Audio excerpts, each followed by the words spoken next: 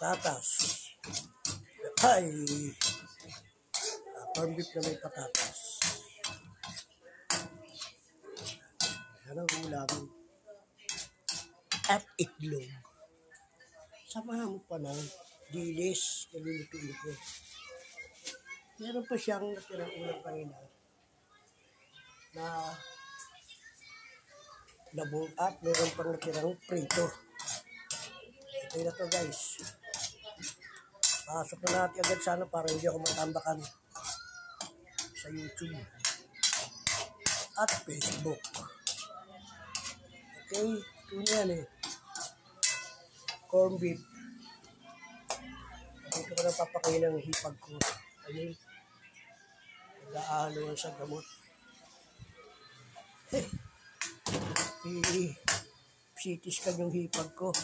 Nako, malaki-laki yun, 6,500. Pagkatapos, meron pang cardio uli. Oh, 5,8,500. Yun ang sabi ng doktor ko, si Dr. Song. Magaling kasi yun. So guys, lutuin naman natin yung dilis. At pakainin muna natin yung hipag ko bago umuwi sa kanila. Kapatid ng misis ko yan.